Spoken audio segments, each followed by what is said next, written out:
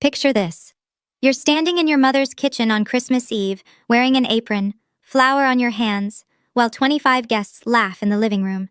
Your mother walks in, looks at the empty stove, and smirks. It's only 25 people. Why haven't you started cooking? That was me on December 23rd, 2024. I didn't argue. I didn't cry. I didn't tell her that I run a $4 million company she knows nothing about. Instead, I smiled, untied my apron, and booked a one-way ticket to Miami, leaving behind an empty kitchen and a Christmas dinner that would never be cooked. I'm Lily Sefton, 37 years old, and this is how I finally stopped being my family's maid. If you're watching this, please subscribe and let me know where you are watching from. 15 years ago, on my first Christmas as an adult, Christmas 2009. I was 22, fresh out of college with a communications degree and no job prospects. The economy had just collapsed, and I was living in my childhood bedroom in Denver, sending out resumes that disappeared into the void. My parents' house smelled like pine needles and cinnamon that December evening. Mom had decorated every corner with garlands, candles, and those porcelain angels she collected. 15 guests were coming for Christmas dinner: aunts, uncles, cousins, and a few of Dad's business associates. "Lily, you're handling dinner," Mom announced while arranging flowers in the dining room. She didn't ask, she informed. I looked up from my laptop, where I'd been drafting yet another cover letter. The whole dinner? For 15 people? Sarah has finals to study for, she can't be distracted. My sister was 18, a freshman at the University of Colorado. She was lounging on the couch, scrolling through her phone, definitely not studying. "I have job applications to finish," I said carefully. "There's a marketing position at..." "Job applications can wait." Mom's voice carried that familiar edge, the one that meant the conversation was over. "This is family. Family comes first." That was the first sign I was being treated differently. Sarah got exemptions, I got assignments. I spent the next 2 days in the kitchen. I roasted a 12-pound turkey, made mashed potatoes from scratch, prepared green bean casserole, cranberry sauce, dinner rolls, and 2 pies. I set the table, polished the silverware, and arranged the centerpiece. When guests arrived on Christmas Eve, I was still in the kitchen, wearing an apron stained with gravy. Dad stood in the living room with a glass of scotch, introducing Sarah to his business partner, Harold Thompson. "This is my youngest, Sarah. She's studying marketing at CU, going to take over the company someday." Harold shook Sarah's hand warmly. "Following in your father's footsteps. That's wonderful." I walked past them carrying a platter of appetizers. Dad glanced at me, then turned back to Harold without a word. That was the second sign. Sarah was introduced as the future. I was invisible. "Who made these?" Harold's wife, a woman named Grace, picked up a stuffed mushroom. "These are incredible." "That's just Lily," Mom said, waving her hand dismissively. "She has time for cooking, no job yet." Grace gave me a sympathetic look, but I was already retreating to the kitchen. The pattern repeated every holiday after that. Thanksgiving, Christmas, Easter, my parents' anniversary dinners, birthdays. I was always in the kitchen or setting up or cleaning afterward. Sarah was always at the table, charming guests, being showcased. By 2012, I'd started my own event planning business. I called it Stellar Events. I was good at coordinating logistics, managing vendors, creating experiences. I'd learned those skills in my parents' kitchen, ironically enough. But when I mentioned it to Mom, she barely looked up from her magazine. "Event planning? Like birthday parties for children?" "Corporate events, actually. Product launches, galas, conferences." "That's nice, dear. Can you pick up dry cleaning on your way home?" She never asked about it again. Neither did Dad. Neither did Sarah. So I stopped talking about it. For 12 years, I built Stellar Events in silence. I landed my first major client in 2014, a tech startup that paid me $8,000 to organize their launch party. By 2018, I had 5 employees and an office in downtown Denver. By 2022, I was managing events for Fortune 500 companies. But when I visited my parents, I still wore jeans and a plain sweater. I drove my old Honda instead of my new Audi. I never mentioned the 23 employees on my payroll or the $4.2 million in revenue we generated in 2024. Why? Because they never asked. And I was tired of offering information that would be dismissed. Last Thanksgiving, November 2024, was particularly humiliating. I'd just closed a deal with a major hotel chain worth $600,000. I was exhausted, but satisfied, flying high on professional success. Then I walked into my parents' house and Mom handed me an apron. Turkey needs basting every 30 minutes. I made a schedule. 23 employees reported to me. I negotiated contracts with CEOs. I'd been profiled in 3 industry publications, and my mother handed me a basting schedule. I took the apron. I basted the turkey. I served dinner to 18 people while Sarah talked about her stressful job as marketing director at Dad's company, a position she'd been handed, not earned. "Sarah's doing incredible work," Dad said proudly. "Revenue is up 12% this year." I could have mentioned that my company's revenue was up 31%. But what was the point? They'd find a way to minimize it. They always did. After dinner, while I was elbow-deep in dishwater, I made a decision. This would be my last holiday as the family servant. I didn't know yet how I'd break the cycle. I just knew I couldn't do this anymore. 15 years of being overlooked was enough. I dried my hands, hung up the apron, and drove home to my apartment, the one my family had never visited because they'd never asked to see it. 2 weeks later, on December 22nd, my phone buzzed with a notification that would change everything. It was an email from Victoria Caldwell, CEO of Meridian Holdings, December 22nd, 2024, 9:47 a.m. I sat in my corner office at Stellar Events, watching snow drift past the floor-to-ceiling windows. The Denver skyline glittered in the winter sun, and my desk was covered with vendor contracts, seating charts, and a half-finished cup of coffee. Marcus Rivera, my CFO and closest friend, knocked on the glass door. He was 51, silver-haired, and had the calm demeanor of someone who'd seen every crisis and survived them all. He'd mentored me since 2015, when Stellar was just me and a laptop. "You need to see this," he said, sliding his tablet across my desk. I looked at the screen. An email from Victoria Caldwell, CEO of Meridian Holdings, a hospitality and real estate conglomerate worth $3.8 billion. Subject: Partnership Proposal, Exclusive Event Services, 2025. I read it twice to make sure I wasn't hallucinating. Meridian Holdings wanted to sign an exclusive contract with Stellar Events. All their corporate functions, client dinners, product launches, and investor galas for the entire year. They'd reviewed our portfolio, spoken to our references, and conducted due diligence. The proposed contract value, $2.1 million. "This is real?" My voice came out steadier than I felt. Marcus nodded. "I called their legal team to confirm. It's real, but there's a catch." There was always a catch. "Victoria Caldwell wants to meet you in person before signing. She doesn't do business with people she hasn't looked in the eye." Marcus paused. "The meeting is scheduled for December 24th, 11 a.m., at their headquarters in Miami." December 24th, Christmas Eve. "Can we reschedule?" I asked. "Victoria is leaving for Switzerland on the 26th. She won't be back until mid-January." Marcus leaned forward. "Lily, if we don't sign by December 24th, they're moving to their second choice. Lux Affairs has been pitching them for months." Lux Affairs, my biggest competitor. They'd been trying to poach my clients all year. I understood the stakes now. This wasn't just a contract, this was a statement. Meridian Holdings was the kind of client that opened doors. Their endorsement would mean referrals to their partners, their investors, their entire network. It would mean expansion into the Florida market. It would mean Stellar Events becoming a national name instead of a regional one. And if I lost this to Lux Affairs, the industry would notice. Clients would wonder why Meridian passed on us. Momentum would shift. The reputation I'd spent 12 years building could start eroding. "There's something else," Marcus said. He pulled up another email on the tablet. "Victoria mentioned your Forbes feature." I scrolled down. There it was, a line that made my breath catch. "I was impressed by your profile in Forbes's 30 under 40 event entrepreneurs list. Your approach to sustainable event design aligns with Meridian's values. I look forward to meeting the woman behind Stellar Events." The Forbes article had come out in October. I'd been interviewed for 2 hours, photographed in my office, quoted extensively about innovation in the event industry. The piece called me a quiet force reshaping corporate gatherings. I'd never shown it to my family. What would be the point? Mom would find something to criticize.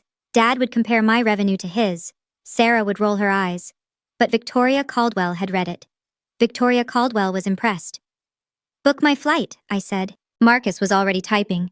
Done. You leave tomorrow night, December 23rd, 8:45 p.m. Arriving Miami 1:30 a.m. Hotel reservation at the Fontainebleau. Meeting at 11 a.m. sharp. I nodded, feeling the familiar mix of excitement and anxiety that came before every big deal. But this time, something else churned beneath the surface. My phone buzzed. A text from Mom. Call me. Important. I stared at those 3 words. In my experience, important from my mother meant one of 2 things. Someone was sick, or she needed something from me. Given that I hadn't heard about any illness, option 2 seemed likely. I should have ignored it.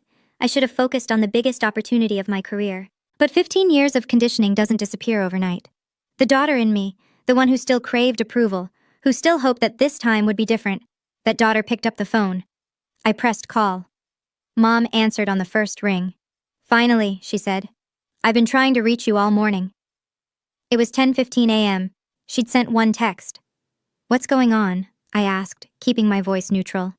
Christmas plans have changed. Sarah's friends are joining us this year, 25 people total. 25 people. A number that would have excited me professionally, a number that terrified me personally. That's a lot, I said carefully. Which is why I need you here early tomorrow. Cooking, decorating, the works. Sarah's too busy with work. And there it was. I gripped my phone tighter. Through the glass wall of my office, I could see Marcus watching me with concern. Mom, I can't. I have a business trip. A business trip? On Christmas? It's important. I'm flying to Miami tomorrow night. She laughed. Actually laughed. Miami? For what? Some little party you're organizing? Some little party. $2.1 million. The biggest contract of my career. It's a significant client meeting. Lily, please. We both know your freelance work can wait. This is family. There it was again. Family. The word she weaponized whenever she wanted something. I can't cancel this trip. Can't or won't? My jaw tightened. Both. Silence on the line. I heard her sharp intake of breath, the precursor to the guilt trip I knew was coming. Do you know how hard I've worked to make this Christmas special? Sarah has been under so much pressure at work. She needs this celebration, and her friends are very important people, colleagues, potential clients for your father's business. This isn't just a dinner party. This is networking. Networking. For Sarah. For Dad's business. Never for me. Mom, I understand, but you're being selfish. Her voice turned cold. You always have been. Sarah gives and gives to this family, and you can't even cook one meal? I closed my eyes. 15 years of these conversations. 15 years of being told I was selfish for having boundaries, selfish for having a life, selfish for existing outside their narrow expectations. My answer is no. What did you just say? I said no. I won't be there tomorrow. I won't be cooking dinner for 25 people. I have a meeting that cannot be rescheduled. Mom's voice dropped to a hiss. What meeting could possibly be more important than your family? A contract worth over $2 million. The line went silent. For a moment, just a moment, I thought maybe she'd heard me. Maybe she'd finally understand. Then she laughed again. Dismissive. Cruel. $2 million? Lily, honestly, where do you come up with these fantasies? You plan little corporate parties. You're not some big business mogul. Something cracked inside me. Not broke. Cracked.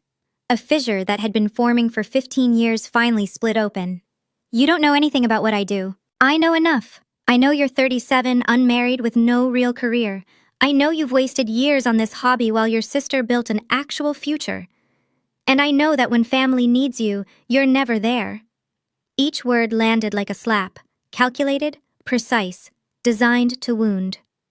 Marcus stood up from his desk, watching me through the glass. He'd heard enough of these calls over the years to recognize the pattern. I'm going to Miami, I said quietly. You can figure out the dinner without me.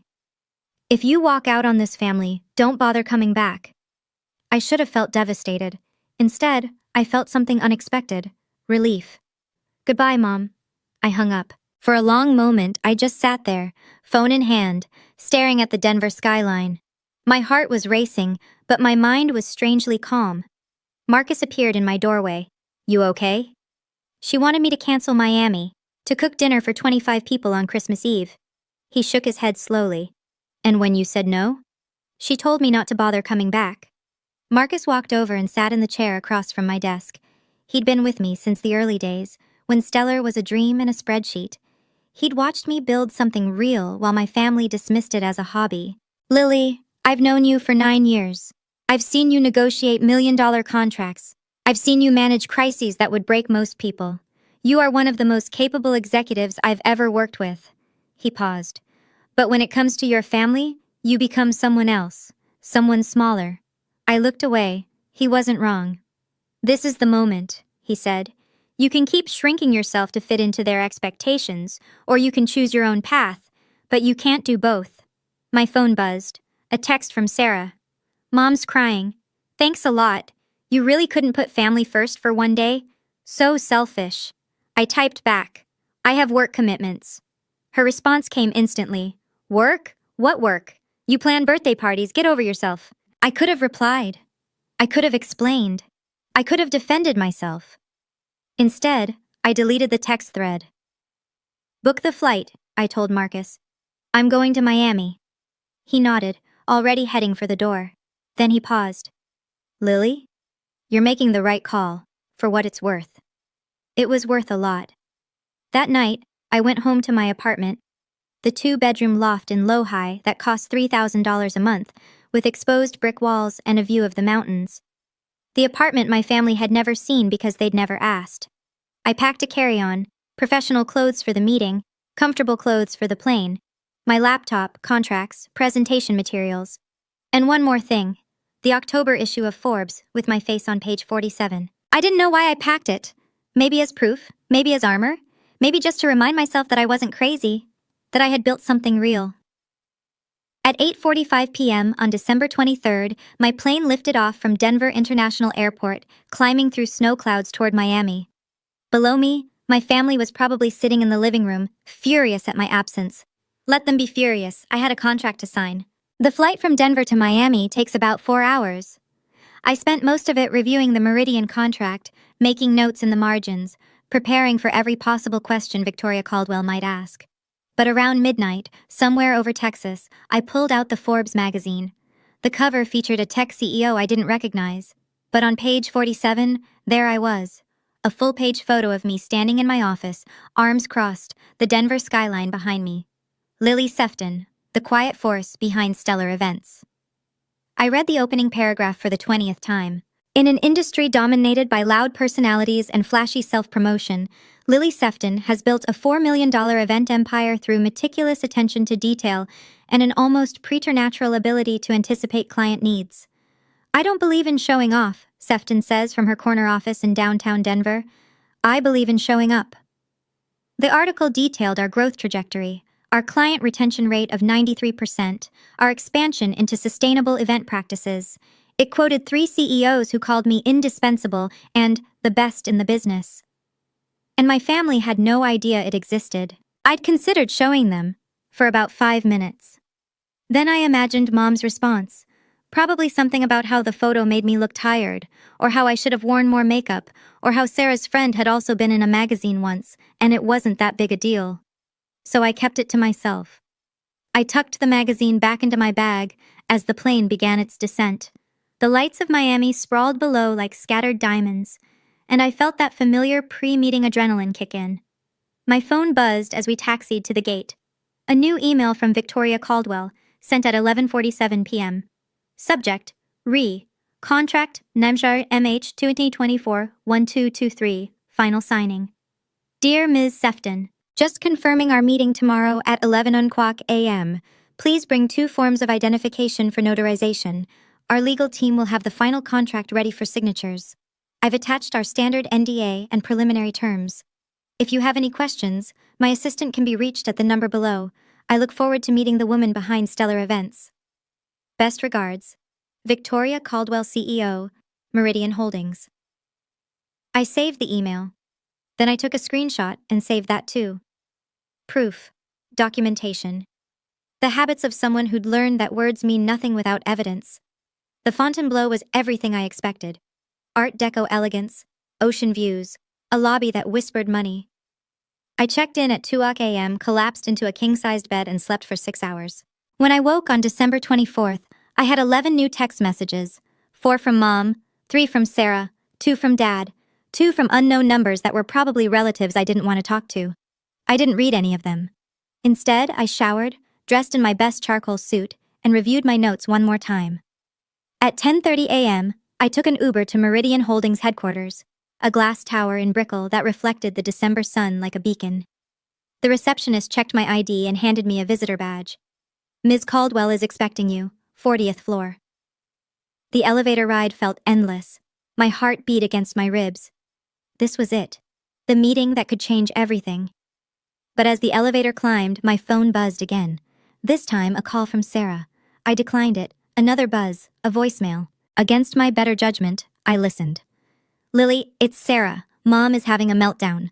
None of the caterers will come on Christmas Eve. Surprise, surprise. Dad's calling in favors, but no one can help. Victoria Caldwell is supposed to be at our dinner tonight, and we have nothing to serve. This is your fault. If you had just... I stopped the voicemail. Replayed one sentence. Victoria Caldwell is supposed to be at our dinner tonight. I stared at my phone as the elevator dinged. Victoria Caldwell, CEO of Meridian Holdings, the woman I was about to meet, was going to my parents' house for Christmas dinner. How was that possible? The elevator doors opened onto a marble foyer. A woman in a navy dress approached with a professional smile. Ms. Sefton, Ms. Caldwell is ready for you, right this way. I followed her down a corridor lined with awards and photographs. My mind was spinning. Victoria Caldwell knew my parents, or at least she'd been invited to their dinner, which meant she knew Sarah, or Dad. Someone had connected them, probably through business circles. Denver wasn't that big in certain industries.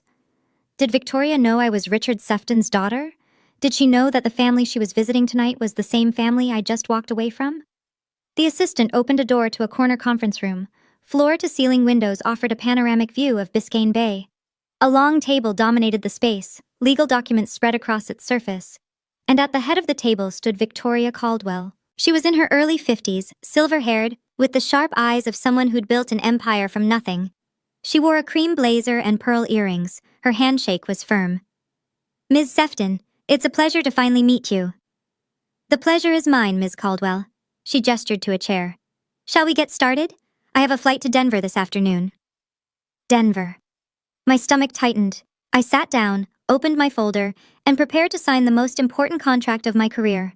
While trying not to think about what would happen when Victoria Caldwell arrived at my parents' house tonight, before I tell you what happened next, I want to pause and ask you something. Have you ever been overlooked by your own family? Have they ever dismissed your success, ignored your achievements, made you feel invisible? If yes, type 1 in the comments.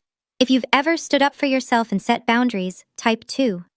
And please, if you want to see what happened when Victoria Caldwell walked into my parents' house, hit that like button and subscribe. Now, back to the story. The contract signing took 45 minutes. Victoria Caldwell was thorough. She reviewed every clause, asked pointed questions about our capacity, our vendor relationships, our contingency protocols. I answered each one with the confidence of someone who'd spent 12 years preparing for this moment. At 11:52 a.m., we both signed contract number MH 2024-1223. A photographer captured the moment. Victoria and me shaking hands, the Miami skyline glittering behind us. Her assistant notarized the documents and presented me with my copy in a leather folder embossed with the Meridian Holdings logo. Welcome to the Meridian family, Victoria said, smiling warmly. I have a feeling this is going to be an exceptional partnership. I couldn't agree more. We exchanged a few more pleasantries, and then her assistant appeared with a gentle reminder about her flight. I'm spending Christmas Eve with some business associates in Denver, Victoria mentioned as she gathered her things. The Seftons, do you know them? Richard runs a construction supply company. His daughter Sarah is quite impressive. My throat tightened. I've heard of them. Richard is a potential investor for a project we're developing. His wife invited me to their Christmas dinner. She laughed lightly. Normally I'd decline, but I'm curious about their operation. And I'm told the food is spectacular. The food I was supposed to have cooked. I managed to keep my expression neutral. I hope you enjoy yourself. Victoria paused at the door, studying me with those sharp eyes. You know, there's something familiar about you, Ms. Sefton. The name, perhaps? Any relation to the Denver Seftons? This was the moment. I could have told her. I could have explained that Richard and Margaret were my parents, that Sarah was my sister, that I'd spent 15 years being their unpaid caterer while building the company she'd just invested $2.1 million in, but I didn't. It's a common name, I said instead. Victoria nodded, seemingly satisfied, and left. I sat in the empty conference room for a long time after she was gone, the signed contract heavy in my hands. She didn't know. She had no idea that the spectacular food at the Sefton Christmas dinner was supposed to have been prepared by me, the woman she'd just signed a major contract with. She didn't know that the family she was about to visit had spent years dismissing my work as a hobby, my career as a joke. And tonight, when she arrived at my parents' house and found no dinner prepared, no caterer hired, no magical spread appearing out of nowhere, what would happen then? A dark part of me wanted to see it. Wanted to watch my mother scramble, my father make excuses, my sister's carefully constructed image crumble. But a larger part of me felt something unexpected. Exhaustion. I was tired of the drama, tired of being pulled into their orbit, tired of defining my worth by their reactions. I had what I came for. The contract was signed. My company's future was secured. Whatever happened in Denver tonight was no longer my problem. I flew back that afternoon, landing in Denver at 6:47 p.m., exactly the time the Sefton Christmas dinner was supposed to begin. I took an Uber from the airport to my apartment, ordered Thai food, and turned off my phone. For the first time in 15 years, I spent Christmas Eve alone, and it was peaceful. I didn't know yet what was happening at my parents' house. I wouldn't find out until the next morning. But I can tell you now, because I pieced it together later from accounts by Grace Thompson and 2 other guests who were there. At 5:30 p.m., Margaret Sefton walked into her kitchen expecting to find the usual: trays of appetizers, a roasting turkey, pots simmering on every burner. Instead, she found nothing. Cold appliances, empty counters, no Lily. "Richard!" Her voice echoed through the house. "Richard!" My father appeared, adjusting his tie. "What's wrong? Where's the food? Where's Lily? I thought you said she was handling it." "She was. She was supposed to be here hours ago." Sarah descended the stairs, dressed in a red cocktail dress. "What's going on? Why are you yelling?" "Your sister abandoned us. There's no dinner." The next hour was chaos. Phone calls to every catering company in Denver, all booked or closed for the holiday. A desperate run to the grocery store, only to find the prepared food section picked clean. My father called in favors with 3 restaurants, all of whom politely declined. By 6:00 p.m., when guests began arriving, the Sefton dining table held this: 2 store-bought rotisserie chickens, 3 bags of pre-mixed salad, a cheese platter from Costco, and dinner rolls still in their plastic packaging. Grace Thompson, the woman who'd complimented my stuffed mushrooms 15 years ago, stood in the living room surveying the scene. "Margaret, is everything all right? You seem flustered." "Everything's fine." My mother's smile was brittle. "We had a little catering snafu, last-minute changes." 25 guests mingled awkwardly. The house was beautiful, decorated to perfection, but the food told a different story. This wasn't the elegant dinner party my mother had promised. This was a disaster barely concealed by Christmas lights. At 7:15 p.m., Victoria Caldwell arrived. She swept into the living room with the confidence of someone accustomed to commanding attention. Her pearl earrings caught the light as she shook hands with Richard, complimented Margaret's decorations, exchanged pleasantries with Sarah. "Thank you so much for having me," Victoria said warmly. "I've heard wonderful things about your Christmas dinners." Margaret's smile tightened. "Yes, well, this year is a bit different. We had some unexpected challenges." Victoria glanced toward the dining room, where the rotisserie chickens sat in their sad splendor. Her expression remained politely neutral, but I imagined she was silently revising her opinion of the Sefton family's competence. My father steered the conversation toward business. My mother poured wine liberally. My sister worked the room, trying to distract from the obvious. And then Grace Thompson said the words that would unravel everything. She was scrolling through her phone, LinkedIn probably, or maybe Instagram, when she stopped abruptly. "Oh my God," Grace said, loud enough for the group nearby to hear. "Richard, Margaret, come look at this." She held up her phone, showing a LinkedIn post that had been published just hours ago. A photo of Victoria Caldwell shaking hands with someone. A caption that read, "Thrilled to announce our partnership with @Stellar Events and the brilliant Lily Sefton. Looking forward to an incredible 2025. Hashtag Meridian Holdings, #event planning, #Forbes, under 40. Grace looked up at my parents, confusion evident on her face.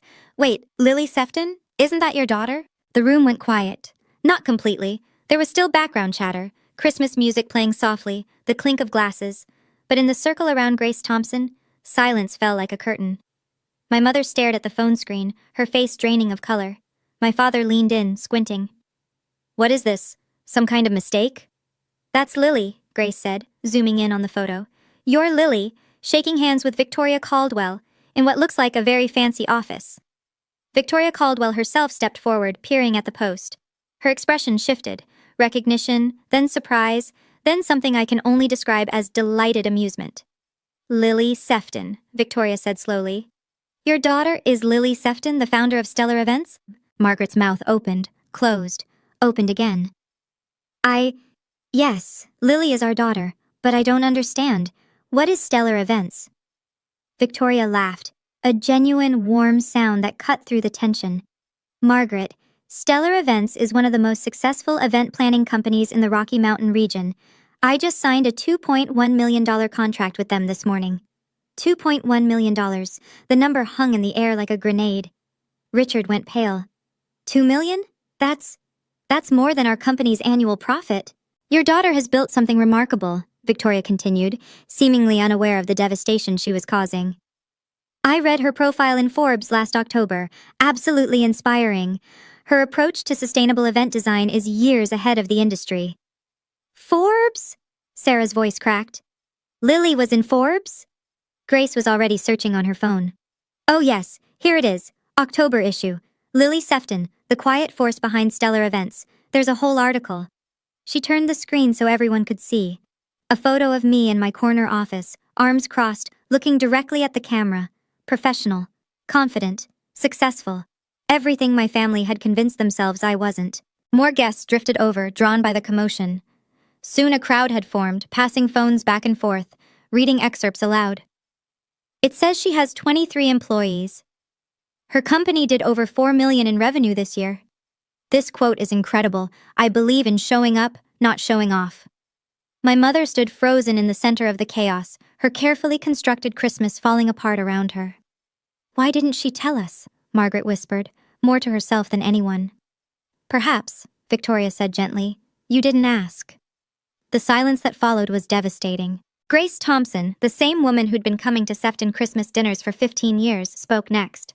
You know, Margaret, I always wondered about Lily. She was always in the kitchen, always working, and you barely mentioned her. Whenever I asked about her, you changed the subject. Other guests nodded, murmuring agreement. She seemed so capable, Grace continued. Remember those stuffed mushrooms she made years ago? Best I ever tasted. I should have known she'd do something with that talent. Richard's business partner, Harold Thompson, stepped forward. Richard, I had no idea your daughter ran a $4 million company. Why on earth didn't you tell me? We could have done business together. My father had no answer. Oh. Sarah, meanwhile, had gone from pale to red. She clutched her wine glass like a lifeline, her perfect hostess facade crumbling. She never said anything, Sarah muttered. She never told us. She just let us think she was... Let you think what? Victoria asked, one eyebrow raised. That she was unsuccessful? Unimportant?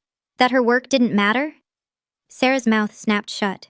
Victoria Caldwell surveyed the room with the calm assessment of a CEO who had just solved a puzzle.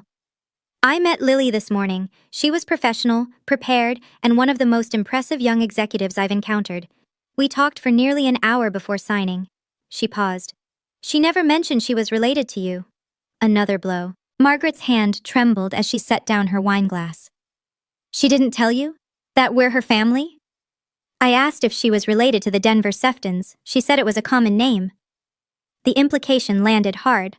Lily hadn't claimed them, hadn't wanted to be associated with them, had kept her family's connection hidden, not out of shame about herself, but perhaps out of something else entirely. Oh my God, Grace breathed, realization dawning. That's why she's not here tonight. That's why there's no dinner. She was in Miami, signing this contract. While you expected her to cook for 25 people, Harold added, his tone coolly critical. Richard's face had gone from pale to purple. Now wait just a minute, this is a family matter. Is it? Victoria asked. Because from where I'm standing, it looks like you've been treating a very successful businesswoman like household help. And when she finally had an opportunity that mattered, a contract with my company no less, you expected her to prioritize dinner rolls over her career. The silence was absolute. Somewhere in the background, Silent Night played on the sound system. Ironic. Victoria turned to my parents with a pleasant smile that didn't quite reach her eyes. I think I understand now why Lily didn't mention the connection. Please give her my regards when you speak to her. And do thank her for me. If she hadn't stepped away from this dinner, we might never have met today. She set down her untouched wineglass. Now, if you'll excuse me, I have a flight to Switzerland in the morning. Margaret, Richard, thank you for the invitation. It was illuminating. She left without looking back. The front door clicked shut behind her, and the room erupted. Guests clustered in groups, whispering about Forbes articles and million-dollar contracts, and the daughter the Seftons never mentioned. My mother sank into a chair, her Christmas party in ruins. My father retreated to his study, slamming the door. Sarah fled upstairs, presumably to cry or rage or both. And in my apartment across town, I sat on my couch with pad thai and Netflix, blissfully unaware of the revolution happening in my parents' living room. I wouldn't learn the full story until December 26th, when Grace Thompson called me directly. Lily, she said, I owe you an apology. I've known your family for 15 years, and I never once asked what you actually did for a living. That was wrong of me. It's okay, Grace. You're not the one who should be apologizing. Maybe not. But I want you to know what Victoria said at the party about you being one of the most impressive executives she'd met. Everyone in that room heard it. Everyone knows now. She paused.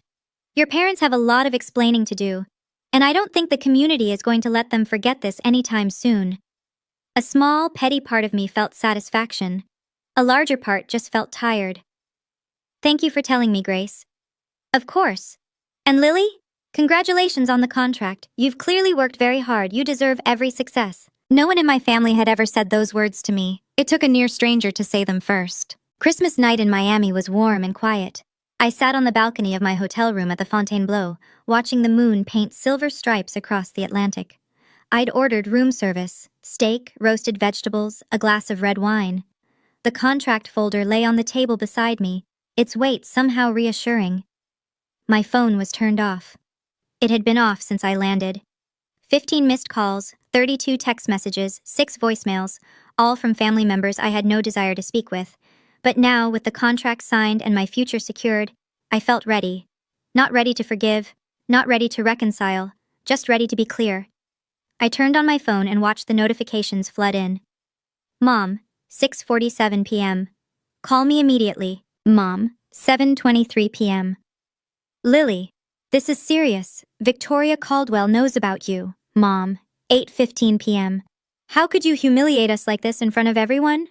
Mom, 9:02 p.m. Please call. We need to talk.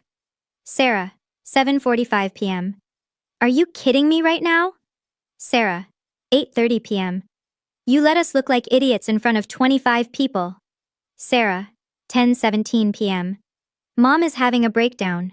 Are you happy? Dad, 9:45 p.m. Lily, we need to discuss what happened.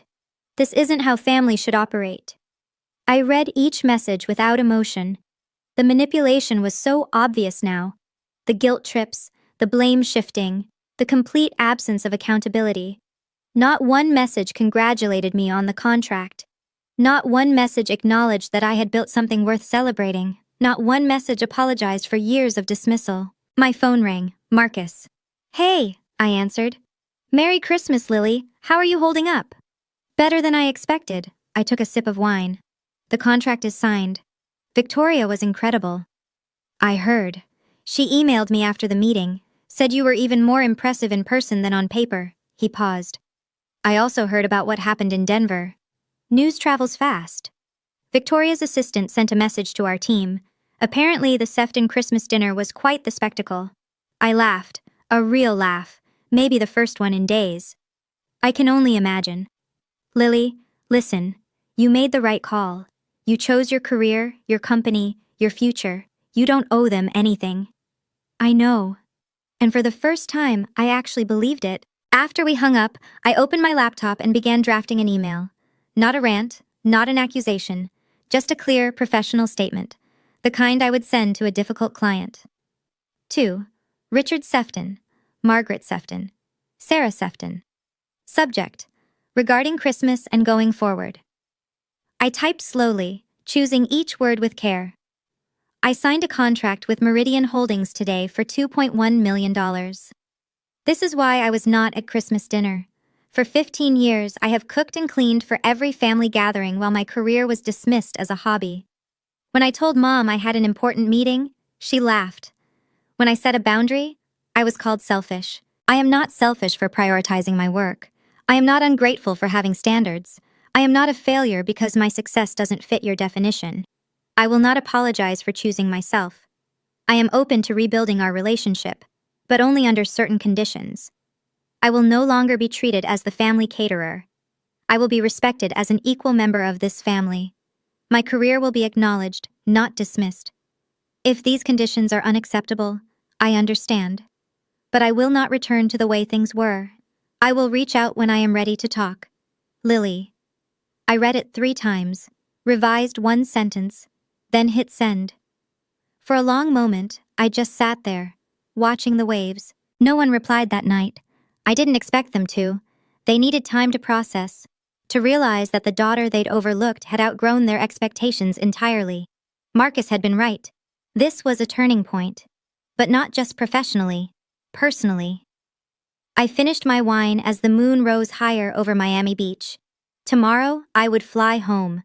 I would walk back into my office as the CEO who had just landed the biggest contract in Stellar Events history.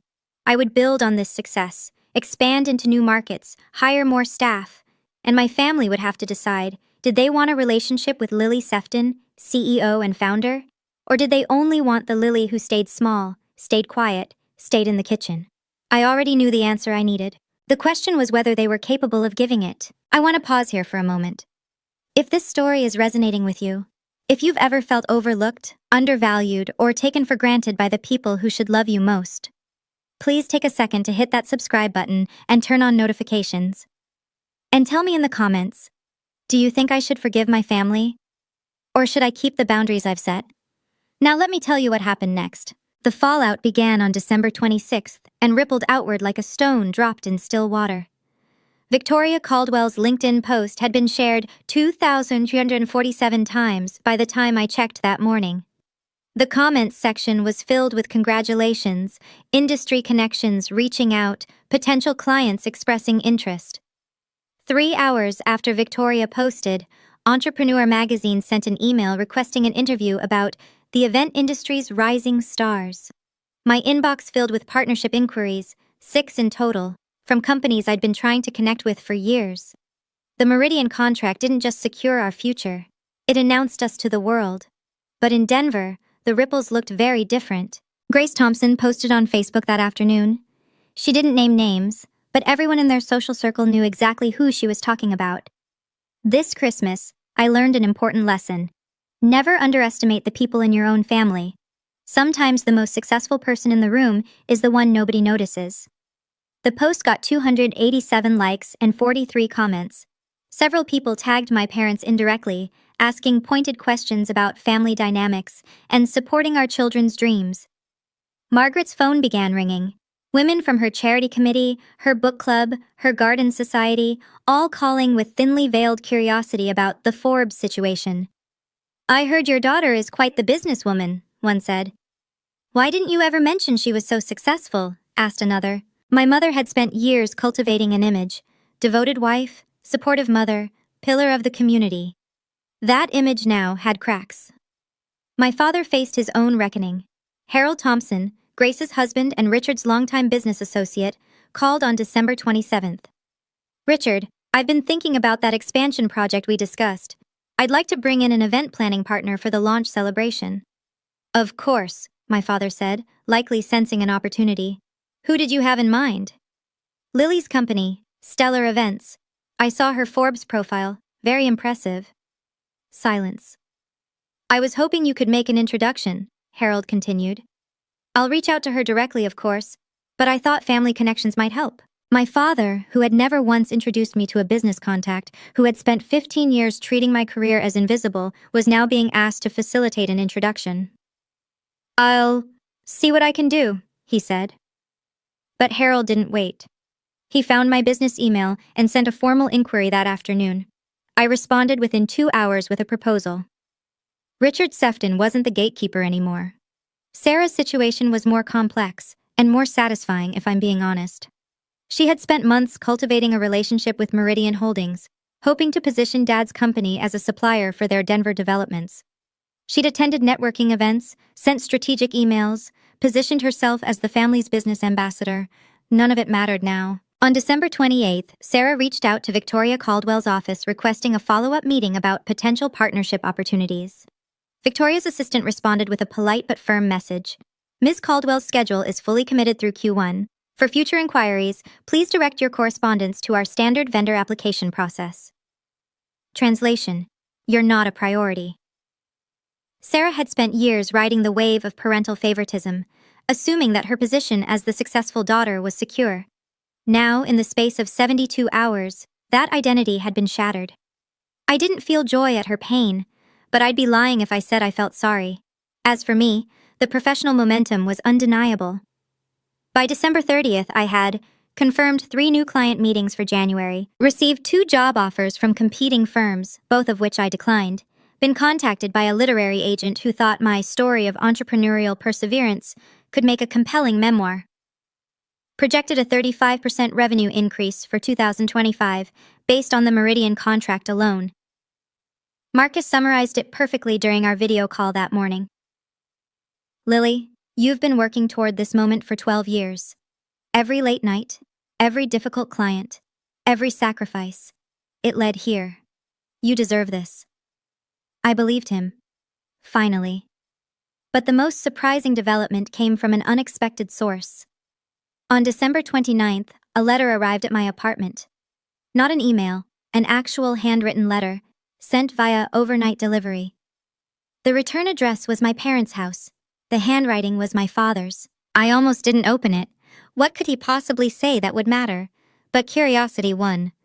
Dear Lily, I've spent the last 4 days trying to understand how I missed what was right in front of me. You built a company, a real company, with employees and clients and revenue that exceeds my own. And I didn't know. Because I never asked. I told myself I was a good father. I told myself I supported both my daughters.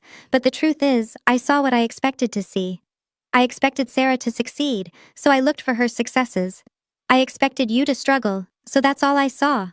I was wrong, deeply, terribly wrong. I don't expect forgiveness. I haven't earned it. But I want you to know that I see you now. I see what you've accomplished, and I am proud, belatedly, inadequately, but genuinely proud, of the woman you've become. If you're willing, I would like the chance to learn about stellar events, to understand your work, to know my daughter. Whatever you decide, I will respect it. Your father, Richard. I read the letter 3 times, then I set it on my kitchen counter and made coffee. I wasn't ready to respond. Not yet. A letter didn't erase 15 years. Words didn't undo actions. But it was at least a start. New Year's Eve, 2024, December 31st. I stood at my apartment window, watching fireworks explode over downtown Denver. The city glittered with celebration, the last minutes of a year that had changed everything. My phone sat on the counter, silent for once. I'd set new boundaries there too, muting group chats, declining calls I wasn't ready for, responding on my own timeline rather than theirs. The letter from my father still lay where I'd left it, next to my coffee maker. I'd read it a dozen times in the past 2 days. Each time, I felt something different. Anger, sadness, hope, skepticism. Finally, at 11:47 p.m., I picked up my phone and called him. He answered on the first ring. Lily? Hi, Dad. A long pause. I could hear my mother in the background asking who was calling. He didn't answer her. Thank you for calling, he said finally. I wasn't sure you would. I almost didn't. I kept my voice steady, professional. But I've been thinking about what comes next. So have I. Dad, I'm willing to try. To rebuild something, but not the way things were. I understand. I mean it. No more being the family caterer, no more dismissing my work, no more treating me like I'm invisible while Sarah gets the spotlight. I took a breath. If I come to family events, I come as a guest, an equal, not as staff. That's fair, more than fair.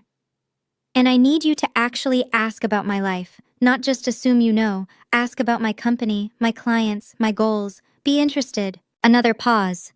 When he spoke again, his voice was rougher. I should have been doing that all along. Yes, you should have. The silence stretched between us, filled with 15 years of things left unsaid. But for the first time, it didn't feel hostile. Just tired. Your mother, Dad said carefully, is struggling with this. She's not ready to admit she was wrong. Not yet. I know. I'd received no letter from Margaret, no voicemail, just a single, brittle text. Happy New Year. Hope you're well. Performative politeness masking resentment. Give her time, Dad said. I've given her 15 years. He had no response to that. I'll come to dinner next week, I said finally. Sunday. But I'm coming as a guest, someone else can cook. I'll order from that Italian place you used to like. A small thing, but a start.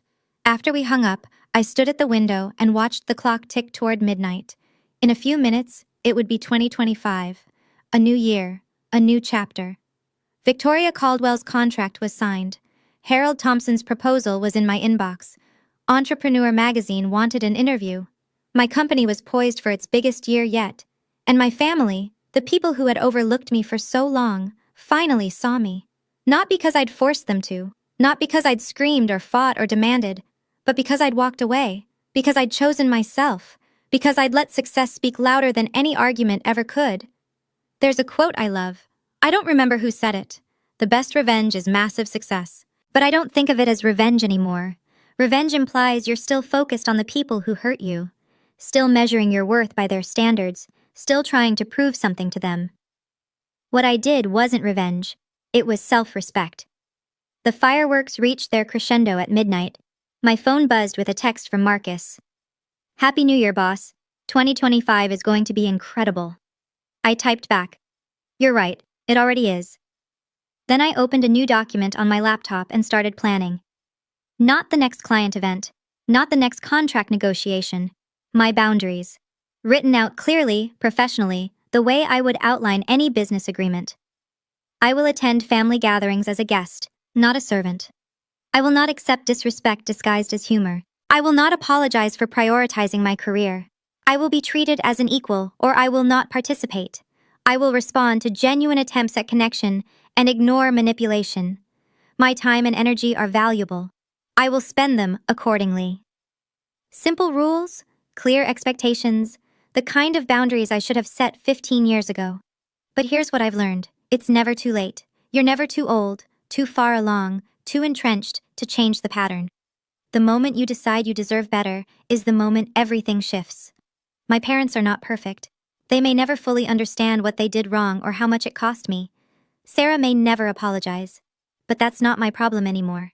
My problem is building the life I want, the career I've earned, the relationships I choose. And that's exactly what I'm going to do. So that's my story.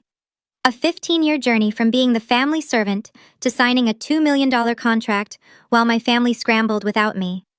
If you've ever felt overlooked, dismissed, or taken for granted, I want you to know that your success is waiting. It doesn't require their approval. It doesn't require their acknowledgement. It only requires you to bet on yourself. Thank you for watching. Thank you for staying with me through this story. If you've ever been overlooked by the people who should love you most, I want you to know you deserve respect. You deserve to be seen. Please subscribe to this channel and check the description for more stories about setting boundaries and finding your worth. And leave a comment telling me, have you ever had to choose yourself over family expectations? Until next time.